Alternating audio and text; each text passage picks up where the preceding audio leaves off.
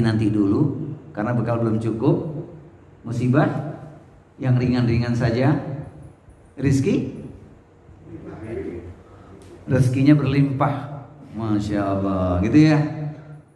Tapi harus yakin Allah telah tentukan. Nah, saat momentum dikaitkan dengan Ramadan, inilah dia kita bisa menambah barakah itu, tentu dengan izin dan ketentuan Allah Subhanahu wa taala.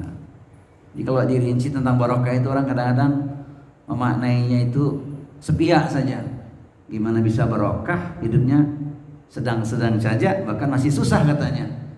Berkah itu kalau seseorang sudah diberi anugerah yang berlimpah, rumah megah, mobil mewah, hektaran ladang dan sawah, investasi terus bertambah, pendek kata semua serba indah dan wah. Kalau itu memang iya. Tapi dari sudut pandang agama belum tentu. Boleh punya rumah megah, mobil mewah, hektaran ladang dan sawah, investasi terus bertambah, semuanya pendek kata sebawah, nggak apa-apa, sepanjang didapatkan dengan jalan yang diridhoi Allah. Jadi kalau konsepnya itu keliru, semata-mata hanya dapat gitu ya. Boleh jadi itu istidraj. Maka ada ungkapan, ibadahnya luar biasa, Masya Allah, tapi rezekinya segitu-segitu saja. Nah ini keliru ini. Coba kita melihat bagaimanakah perjalanan para sahabat itu. Sahabat yang kaya banyak, yang miskin juga banyak, tapi semuanya mulia di sisi Allah Subhanahu wa taala. Sebutlah satu nama yang ini. Khalid bin Walid ketika meninggal hanya mewariskan sebilah pedang perangnya saja. Tapi luar biasa perjuangannya. Siapa lagi?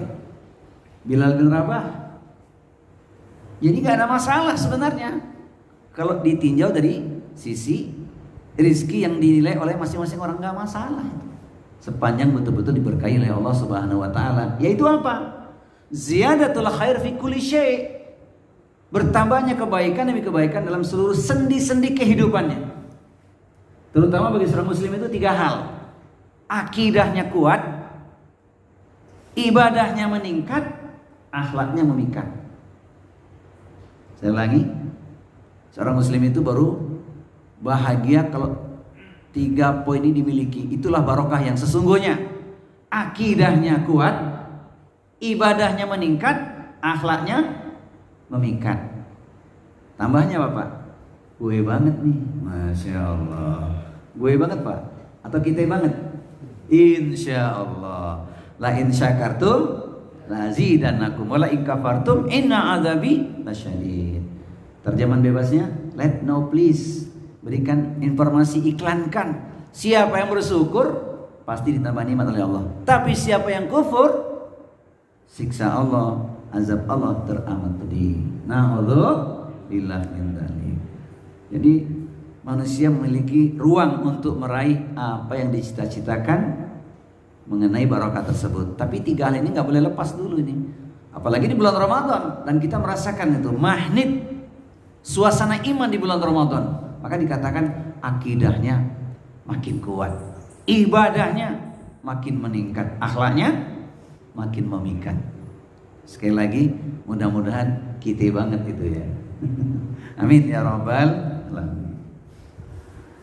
Ya, jadi kaidah yang umum lewat dalil Al-Quran, saat Ramadan itu bisa kita lakukan. Di hari biasa barangkali akan berat karena rambu-rambunya sering diabaikan. Tapi ketika Ramadan dengan suasana iman itu berbeda sekali. Sebab yang pertama, ketika kita ingin mendapat barokah, kita mesti mengetuk pintu langit Allah, istighfar, bertaubat kepada Allah Subhanahu wa taala. Dan itu begitu mudah kita lakukan di bulan Ramadan. Kenapa mudah? Karena kita makan sahur. Hari biasa barangkali berat. Dan ternyata Allah Subhanahu wa taala itu paling suka ketika hambanya itu memohon ampun di penghujung malam. Kanu qalilan minal laili ma yahja'un wa bil ashari hum yastaghfirun. Mereka itu sedikit sekali tidur pada waktu malam, jelang datang waktu fajar memohon ampun kepada Allah Subhanahu wa taala. Allah turun ke langit dunia mengabulkan doa hamba-hambanya. Yang minta ampunan Allah ampuni. Yang punya persoalan Allah berikan solusi. yang punya hajat kebutuhan, Allah kabulkan doanya. Tentunya kita lakukan hal ini dengan istiqomah. Harus kita lakukan dengan istiqomah. Nah, momentum Ramadan ini menjadi spirit bagi kita. Kenapa demikian? Karena istighfar itu luar biasa, menunjukkan kita menghambakan diri kepada Allah.